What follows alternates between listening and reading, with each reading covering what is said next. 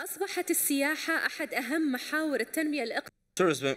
Tourism has become one of the key pillars of economic development globally, but mobilizing tourism and boosting it limitlessly without looking into its negative impact on the environment makes it a negative factor that affects the environment and the economy. Is sustainable tourism really sustainable or not?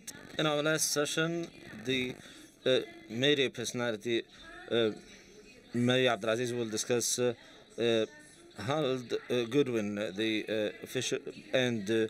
Kelly Bricker from Utah University will discuss the topic of sustainable tourism from alternative to mainstream. All right, we're going to try to keep this nice and short and as fast-paced because I know everyone is looking forward to enjoying the rest of the afternoon.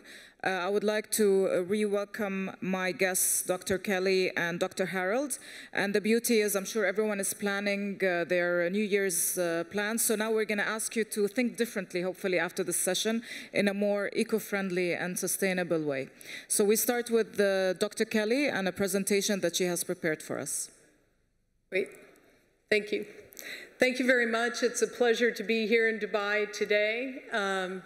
I've traveled a long way to come here from the state of Utah, and my contribution today is a culmination of interests based on the research work I do at the university, but also the work I do at with the Global Sustainable Tourism Council.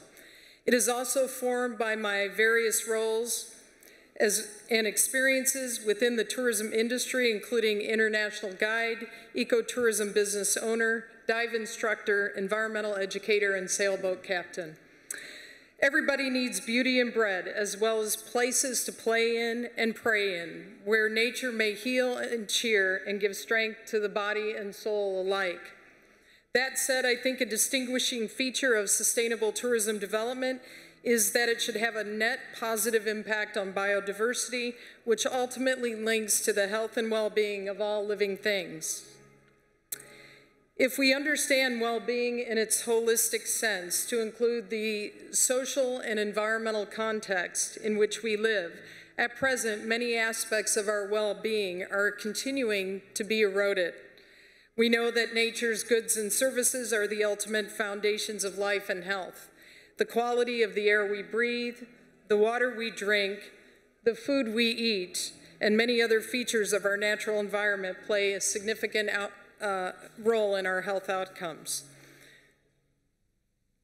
Because of the sheer size and spread of tourism, tourism is set for enormous social, economic, and environmental impacts. Therefore, what we do in tourism matters. The U.S. Green Building Council estimated hospitality's annual footprint to total approximately 4 billion in energy use, 1.2 trillion gallons of water, and millions of tons of waste.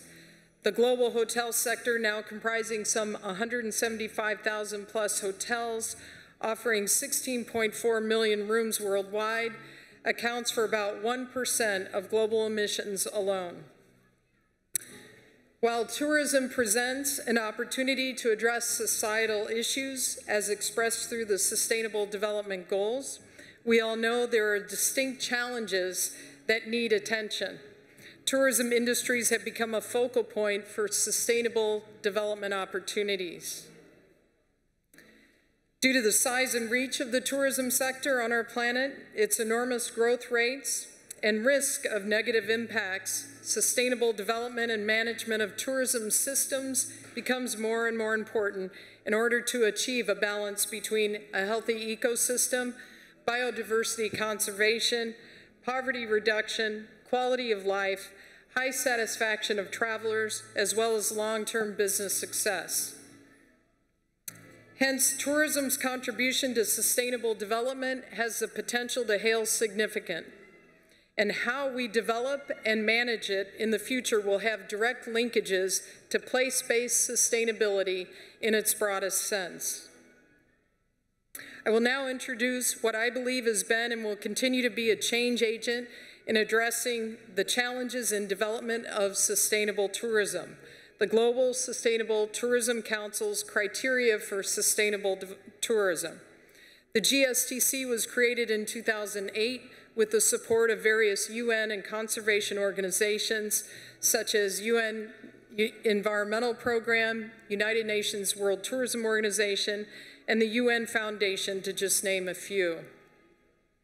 The GSTC establishes and manages global sustainable standards known as criteria with two sets: destination criteria for public policy makers and destination managers, and industry criteria for hotel and tour operators.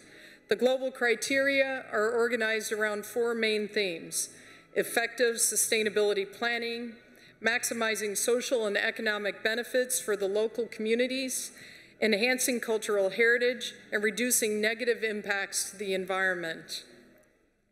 The criteria are minimum requirements for tourism businesses and destinations in order to help protect and sustain natural and cultural resources, and to help ensure that tourism meets its potential as a tool for conservation and poverty alleviation.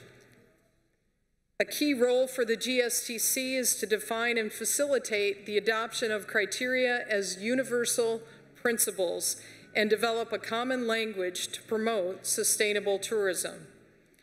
With the assistance of a global criteria, sustainable tourism is driving forward innovation towards a more responsible future regarding destination management in several ways.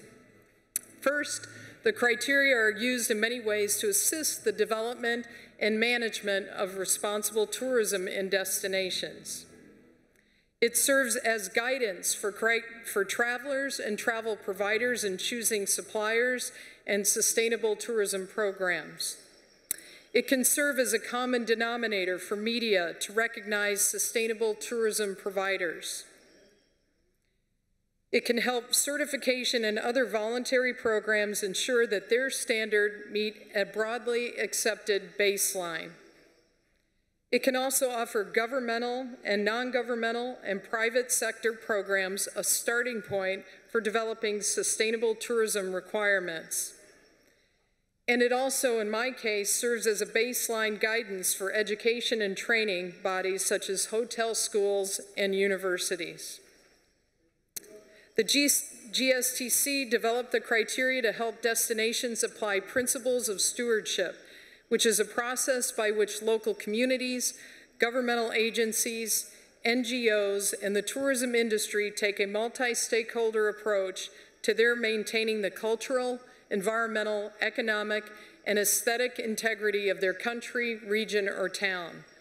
The GSTC criteria are part of a tourism's community response to the global challenges of the United Nations Sustainable Development Goals, whereby poverty alleviation, ensuring sustainable consumption and production patterns, and environmental sustainability, including climate change, are the main cross-cutting issues addressed through the criteria.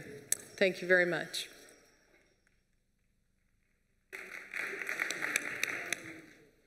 So before we start the discussion, let's hear also from Dr. Harold.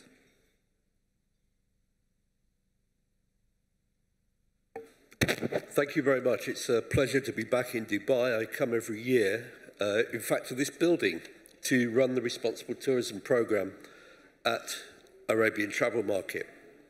And next year, we're launching the Responsible Tourism Awards. I wanted to take a slightly different perspective on the situation as I see it, and to raise the question of how we're actually going to achieve sustainability. I remember this in 1968, and the realization then that we live in a finite world, that there are limits to what we can expect to achieve in terms of a standard of living if we're to raise the standard of living of everyone around the world to an acceptable level. We are going to face increasing problems, as we've heard in many of the sessions, and it's a great irony in a way that this session follows one on hunger. We are looking now at non-linear change, and that's been one of the underlying themes of all the sessions of this remarkable summit. It's been a great privilege to be here, and for me, very unusual to be amongst people who recognise that the world faces a major challenge over sustainability. When I'm here in April, it's very difficult to get the tourism industry to pay any attention to the challenge. And that's not unusual with industry. It's still a big challenge. When I finished teaching, I was pointing out to my students that in 1972, we got the first World Summit on sustainability. 2012 was Rio Plus 20. In that 40 years, we've actually made almost no progress. There have been lots of individual examples of progress, but when you look at the overall position in that 40 years, nothing much has improved. I remember when this Limits to Growth publication came out, it made the front page of the Sunday Times newspaper in the UK. I was young, I laughed, I thought, well, we'll never make those mistakes. Unfortunately, the over-tourism that we see now is just one indicator that we have made that mistake. Research out of Australia shows that those forecasts based on business as usual turned out to be true. The forecasts I laughed about and thought we won't make that mistake have turned out to be correct. We now face an urgent problem. And part of that problem is that we've pursued sustainability. And as Tim Smith said this morning, one of the problems about the notion of sustainable is it's not very sexy. The other problem about the word sustainable is it's incredibly difficult to define what we mean by it, which is why we moved to a different perspective. But I want you to see this graph. This shows the growth in the CO2 in our atmosphere from one research station based in America in Hawaii. And what it shows is that we haven't dented the rate of growth at all in carbon emissions since we recognized the problem. So we changed focus and talked about responsible tourism, about making better places for people to live in and better places for people to visit. And that's characterized by minimizing the negative impacts and increasing the positive ones. But the point is that it's about using tourism to achieve sustainable development for people in destinations. It's to use tourism rather than to be used by it. Now, why the word responsible? I think basically for two reasons. One, it's about accountability. But more importantly, and perhaps this is the sexy bit, it is an opportunity for people to respond and to take responsibility and to celebrate what they've done. The problem is that we're all looking to other people to solve the problem. And it was Lincoln who said, you cannot escape the responsibility of tomorrow by evading it today. One of the things that I'm taking away from the 2 days I've had here, in many ways magical days, is the sense of how do we become good ancestors? How do we leave for future generations a better world than the one we inherited? Sustainability then is a broad aspiration. It's vague, it's generally inoperative, whereas responsibility is about what you do about it. It's about the actions you take to achieve responsible tourism. I'm hurrying through this because we have a very short session, but I did want to make the point that sustainable tourism and responsible tourism are not the same thing. Responsible tourism is about taking responsibility for achieving sustainable development through tourism. It's what we do. It's not just a vague aspiration. There's a strong business case that I can talk about more in questions if they come up. But over-tourism is what happens when we don't recognize that we need to travel with respect and to take account of other people's cultures and other people's leisure space. Over-tourism is now a problem on all 5 continents around the world, and it's what happens when tourism has not been managed sustainably. It's what happens when we pay lip service to the idea and don't actually do it. Thank you very much. Thank you, Dr. Harold. All right, can we start with a very brief definition, since you spoke about the difference between sustainable tourism and responsible tourism. Maybe you can ask Dr. Kelly to explain again the difference between sustainable tourism and eco-friendly tourism, since it's a term that has been coined for a longer time than sustainable tourism. Sure. I think oftentimes we get too caught up in definitions. True.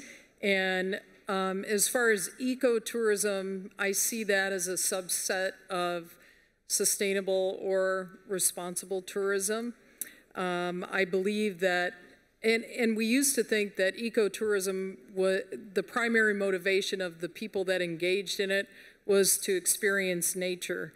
There's also several principles that apply to all tourism, not only experience nature, but I think contribute directly back to conservation efforts. And today, given the status of the planet, I truly believe that all tourism should be a net positive for the planet. And that's a high, lofty goal to achieve.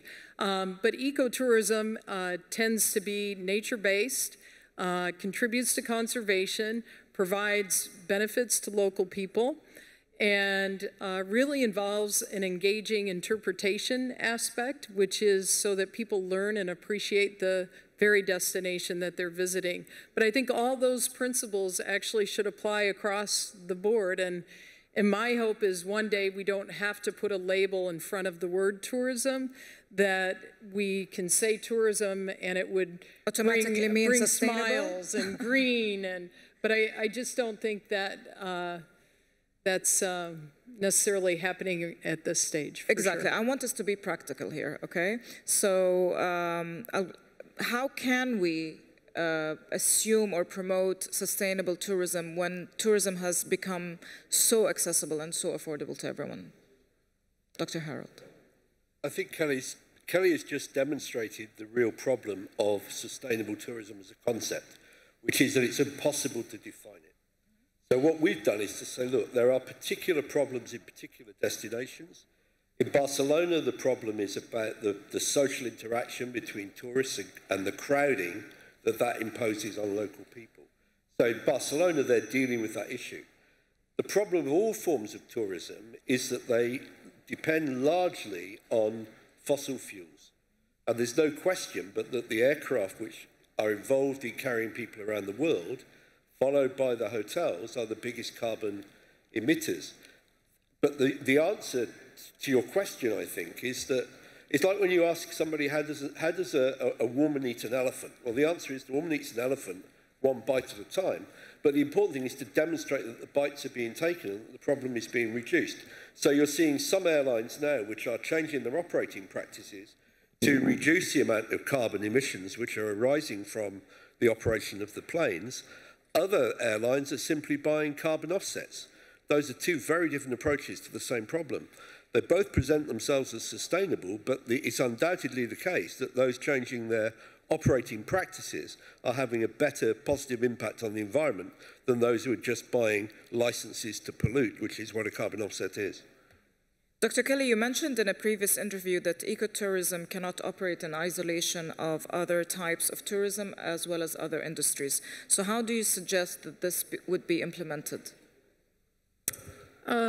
Yeah, I have suggested that because I think we're starting to appreciate more the inner workings of systems affiliated with tourism. And I believe that you could have a very, say, sustainable or eco-friendly hotel and right next to it have something that's very un-eco-friendly. So I think what we have to do is consider, we're doing this more with our national parks in the United States, is consider what's happening not around an enterprise, but really more broadly as a region or destination, and starting to approach with the guiding criteria that we have at the GSTC, really to help people think about managing as a destination, as a holistic system rather than part and parcel. And I think that goes for the planet. You can't isolate one even country anymore from what's going on with the rest of the world. So we all have to take a part in this, and I believe taking a more systematic approach to identifying some of these problems and really the spill out of some of these destinations and what's going on is really critical. Rivers run to oceans. Oceans are largely responsible for the way our climate reacts to things. So there's a lot of interconnectedness in all of this. So I do agree that we all need to take responsibility, but I would like to address more this region, and I would like to let the audience in on a very interesting conversation that Dr. Harold and I had in the green room as I'm preparing to travel in a few hours. And I explained to him that I'm traveling with 3 big bags for a 3-day trip. So we in the region, we do care about luxury, especially when we are traveling. We travel with nannies, we travel in large groups, we spend longer vacation times maybe abroad. We do take quite a bit of things, like half the closet is traveling with us, especially as women. So is sustainable tourism very averse to luxury? Is it the exact opposite? Can we be eco-friendly and sustainable tourists without letting go of our luxuries? I think absolutely you can. The problem and the reason we were having the conversation in the green room is that clearly every piece of paper, every magazine on an airline causes the amount of carbon emitted to increase. But if you stand away from the airline issue, which is the biggest issue, but nonetheless one over which the passenger has very little control. In reality, the way you choose to holiday makes an enormous difference to the amount of carbon that's emitted by your trip abroad. So it's quite possible to go glamping, it's quite possible to go to a high-end eco lodge in southern Africa and have a very low carbon impact once you're there. So I don't see it as an incompatibility between luxury travel and sustainability. There is a particular problem in the air. So you're saying it's not the tourist's responsibility, it's actually the airlines and the hotels? I'm very clear about this. It's a real shame that when UNEP was established, they decided to talk about sustainable consumption and production. What is very clear is that the producers create the choices from which consumers choose. And the primary responsibility lies with the producers. We've seen that in the UK in retailing, where some retailers take absolute responsibility right through their supply chain to make it as responsible as possible, to make it as sustainable. Unfortunately, in travel and tourism, the pressure has not been put on the airlines to improve their performance. If you look at what's happened with cars and the changes in the technology there, it's amazingly different from what's happened in aviation. And I understand that the problems of aviation are more difficult, but at the moment, there's very little pressure on the airlines to improve, which is why I think they will face increasing taxation pressure, because there's no other way that they're going to start to improve the performance of their planes. Dr. Kelly, do you agree with that? And do you agree, or do you suggest, is it the private sector's job to create sustainable or eco-friendly options for the tourists, or is it the public sector's, the government's? I agree with what Harold is saying, but I also think that we can also educate and continue to. I think given the option, people are going to choose convenience, and in some cases, they're going to choose things that are lower cost or whatever that might be. So we have a responsibility as a producer to ensure that what we're doing and where it sits within that supply chain is friendlier to our planet. I also think, though, that each generation is appreciating more, right? We understand a little bit more with each passing generation. And I am encouraged, I'm surrounded by university students every day with the bright ideas and new approaches to really educating the public. So I am encouraged by that to some degree. How, at the end of the day, it all comes down to the dollar sign. How expensive is it for airlines, for hotels to implement and become sustainable, or to implement the principles of sustainable tourism and becoming eco-friendly? I think that'd be a question for the airline, but we have seen the airlines do things that benefit them, right? We used to have to carry a paper ticket, and there was 3 or 4 copies associated with that ticket. They've reduced that. They've reduced their cost in printing those paper tickets. So I think there are things that actually we're building a new airport in Salt Lake City. It's actually going to be less costly to run that airport than the current airport, even though it's bigger, because by and large you're going with about 40% renewables on that airport, but also LEED quality building. So I think they're looking at ways to reduce costs. We have seen some airports are very good about recycling programs for the most part, and we are seeing things that airlines are doing because it does reduce the bottom line. And I think that's what has to happen in energy use and, of course, fossil fuels. Dr. Held, do you agree that if actually the airlines and the hotel chains implement and become more eco-friendly, they are actually saving money, they're not investing? It's not costing them more? I think that's absolutely right. The business case for responsibility is that actually it's good for business. But so why aren't they doing it? Well, I think there's a couple of reasons. The first is that if you take the hotel sector, for example, the people who normally develop a hotel probably won't operate it. So the pressure on the developer is not where it would be if they were building it for the operator. So most hotels in the big international franchises are owned by local investors who to some extent are building trophy hotels with no intention to operate. So for them, sustainability is not the biggest thing.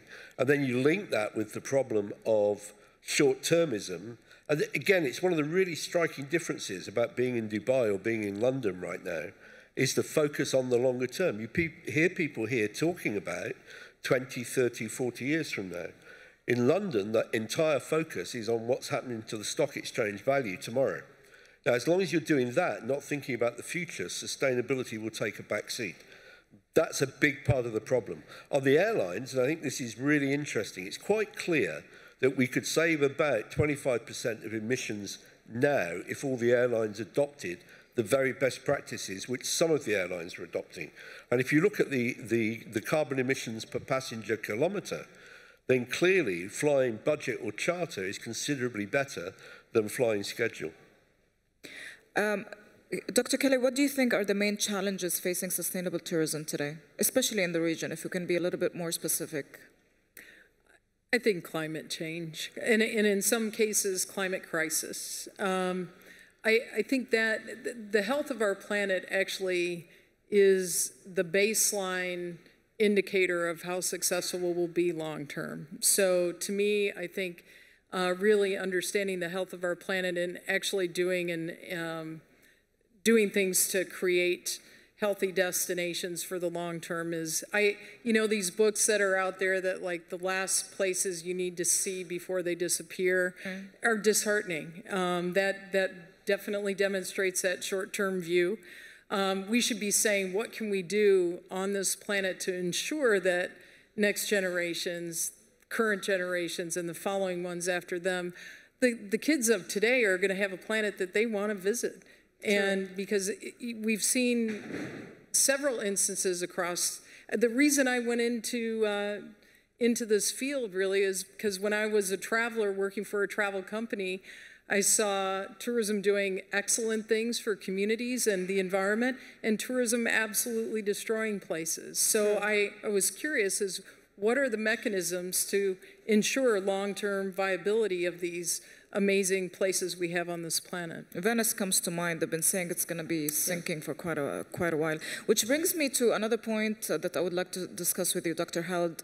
There's a big demand and rise for adventure tourism. And if we take, for example, Mount Everest as an example, I mean, it is a UNESCO World Heritage Site, but over the years, the carelessness and excessive consumption of the resources and even the pollution, I mean, there are hundreds and hundreds of oxygen tanks that are being left up and down the hills, and other volunteers who don't get to plant the flag and, claim to have scaled Mount Everest are cleaning up, after these mountaineers who are supposed to be adventurers but also eco-friendly people. So what do we do with things like this?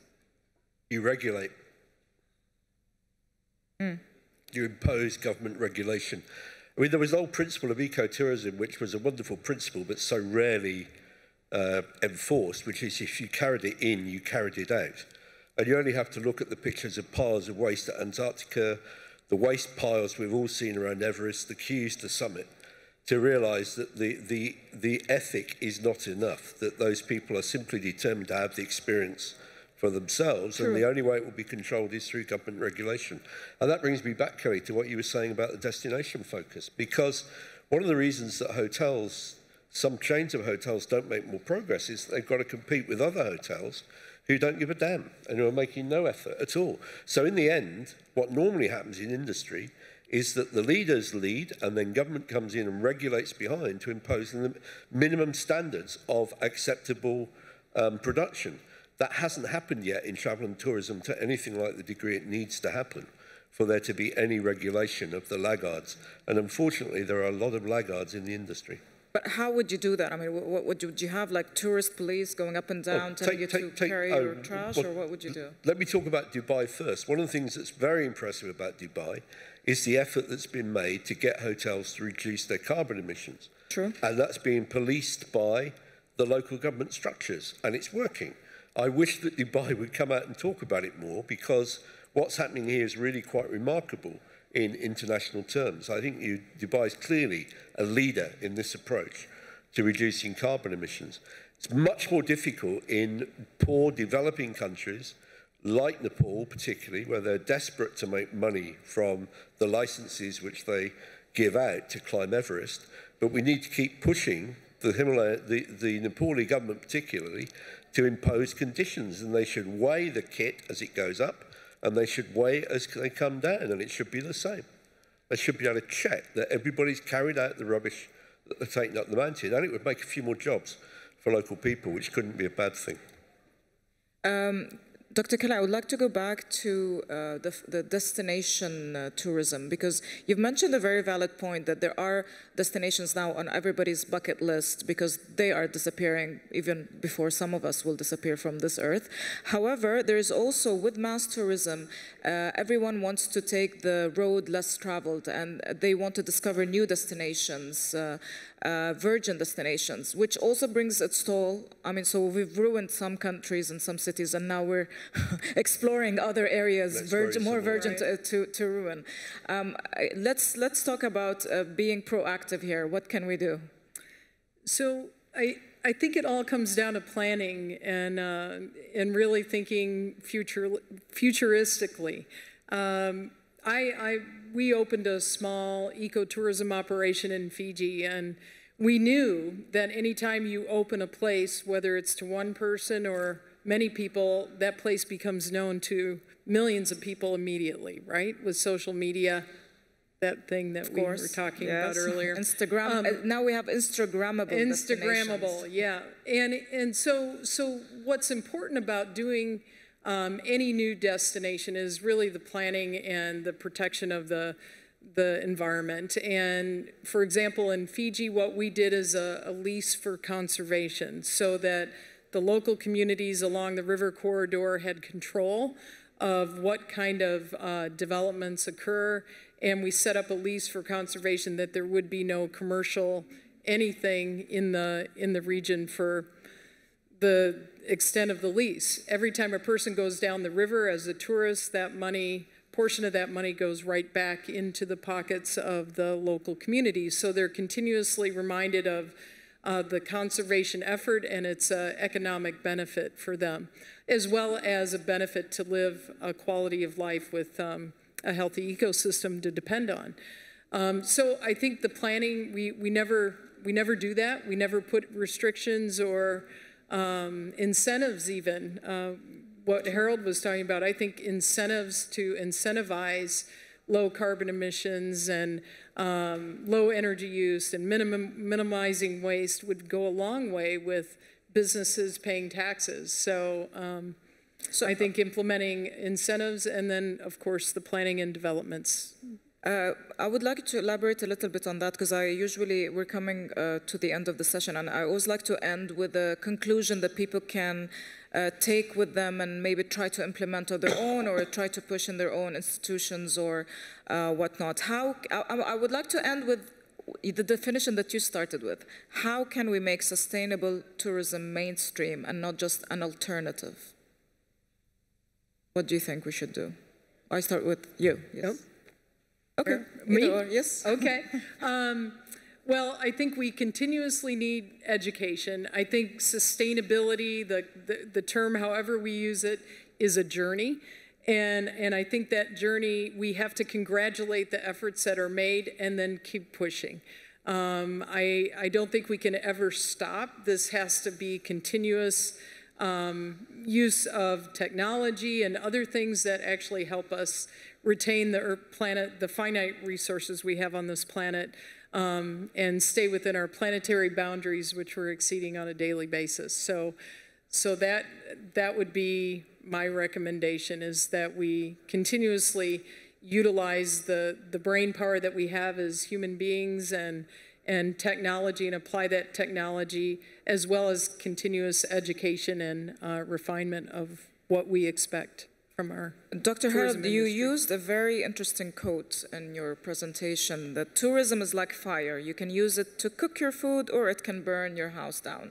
So how do you think we should create a balance between tourism development and sustainable tourism? I think it's crystal clear that the demand for travel and tourism will continue to grow, probably continue to grow exponentially. It's also crystal clear that the reason I showed that timescale from earlier is that I've been at this for 40 years. We've made almost no progress. The scientists tell us now that we've got between 10 and 20 years. We need to make progress a lot more quickly. And all the methods that Kelly's described, all the individual choices have not made the progress. It seems to me that there's little choice now, but that regulation is used to regulate international travel through taxation on flying. We have, in the current election in the UK, we've got at least two parties calling for a tax on frequent flyers, which will hurt me, but I still think it's a good idea. And we need to make sure that destinations, as they are in Barcelona, they're actually taking control of what kinds of hotels are allowed to be built, so that they will be sustainable 30 years from now. And if we don't do that, then we simply make our existence on this planet very difficult. And I'd like to end by saying that I think Dubai has done a particularly good job at the destination level in achieving some of those things. Fantastic. It's great to be in Dubai, and Dubai to be recognized as a role model in sustainable tourism. We would like to open the floor to some questions. If you guys, do we have a mic somewhere? Does anyone have a mic, or anyone wants to ask any questions? Is everything super The clear? lady there in the middle. Yep, go ahead. The mic is coming to you.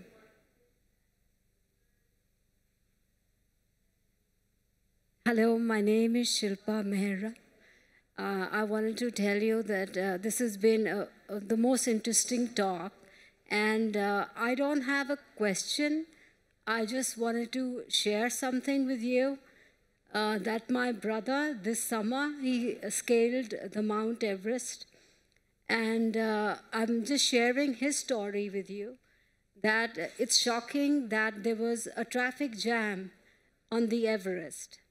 There were so many people over there, which is extremely hazardous to the climbers. And he sent us the snapshots whenever he could. And in my opinion, the problem lies with the Nepalese government. They issue far too many permits. Every permit costs thousands of dollars, so they do make a lot of money. But they need to educate the climbers that it is a lifetime experience, but it carries with it responsibility. And the way you have the Sherpas who help them, they can also have, assistance. They pay thousands of dollars. They can have some people even clean up, because what I believe is they face death at every step. So maybe cleaning up is not a priority for them. It's actually a matter of survival. So if one can spend that much on achieving your lifetime dream, one can spend a little bit more to clean up. So you're suggesting that the climbers get their own helpers to clean after them? I think so, yes, because they spend I don't know, 20,000. Right now I know that there are groups, I'm assuming they are volunteer groups that do that on their own initiative. Would any of you care to? I completely agree. I think that what we need to do is to pressurize the Nepal government to enforce that as a condition on all the licenses which involve climbing Everest. It won't be done any other way. People are not going to do it voluntarily. And I think another issue with Everest is it's one of those, there is a trend globally, achievement travel, right? And it used to be that people would train years to go to Everest, and now climbers are paying enough money and they're basically having a Sherpa or a guide drag them up the mountain. And I'm not referencing your brother at all on this one, but that's the trend. So you get people up there that probably shouldn't be up there in the first place, and I think it does come back to regulation and really doing a better job of screening those that are able to get to the mountain in the first place. Thank you. Shall we take another question from the floor? One last question before we break. Okay. Here. Have the mic up to the front row, please. Oh, okay. Thank you. Yeah, can you hear me? Yes. Yeah. So regarding sustainable tourism, first of all, I'm Diana from Dubai Paris. It's an honor to be here. So I just had a question. Regarding tourism, I just would like you to touch up more on the subject of food waste. Because in a city like Dubai, where you know tourism is very, very high, you know that we have a lot of excessive food waste. So how do you suggest we deal with the issue of food waste in a country or like the UAE? So whoever wants to answer. Who wants to take that one? Kelly? I'll just, the hotel I'm staying in right next door, I think one thing that they're doing is measuring food waste. So every day it's published how much food was wasted at the end of each day. And I think that's the first step, is to measure the food waste and then to set high priority goals to minimize it. In some cities, I know that there's organizations that are doing a great job of capturing food that is not used and able to move that food into where it's needed, into homeless shelters and other events and things that take place in cities that might not have the opportunity to have food. So there's people looking at that. I also think that buffets are really something else. You know, a lot of the food waste actually comes from that. So just thinking how we're preparing and how we're presenting is a big step towards really looking at what we're using and what we're leaving behind. Thank you. I believe there was one last question over there. Please go ahead. Yes, hello. My name is Nuruddin from Leon Group. Investors don't want to spend more, let's be realistic. And end users want less responsibilities. Governments are already overwhelmed with important but not urgent, because what we're talking about is very important, but it's not urgent for them, because if you're looking at emerging economies, there are more things which are more urgent. So in order to build that figure and get people to be enthusiastic about implementing all these rules and regulations, do you think that it would be better to have an international organization to create standards and regulations and then create KPIs for it, and then integrate this within the rating system for the hotels from one part, and then maybe with this new world we're living at, we can create a rating system for the tourists as well, whether they are going ahead and implementing the regulations that are imposed internationally, and then they are rated based on how they are achieving on this. Dr. Harold, would you like to take that one? I think this is one of the areas where Kelly and I disagree most fervently. The GSTC is an attempt to do that, but in reality, if I'm a consumer and I travel to Morocco, I cannot rely on the GSTC standard to let me find out which hotel has the best employment practice, the one which has the lowest water consumption, or the one that wastes the most food. It's completely untransparent. I'd rather rely on local government regulating the hotels to publish how much water they use per bed night, what their employment standard is, and how much food they waste. Because the Global Sustainable Tourism Council certificate is completely opaque. And I use Morocco specifically because I've there stayed in a highly rated hotel, and you go into the hotel room and the piece of cardboard is in the light switch, the air conditioning is set way too low, It's clearly in breach of its certificate, but nobody polices it. So I don't disagree with Harold on that, honestly. I do believe that the GSTC is working towards more market accessibility, and that's one nut that we've wanted to crack, whether it's through, you will see that TripAdvisor has a green category. I think we need more of that and more verification of these entities that people are engaging in. There's over, I think it's up to about 200 and some odd certification programs around the world today, but very little brand recognition by many of them. Maybe there's a few that have brand recognition.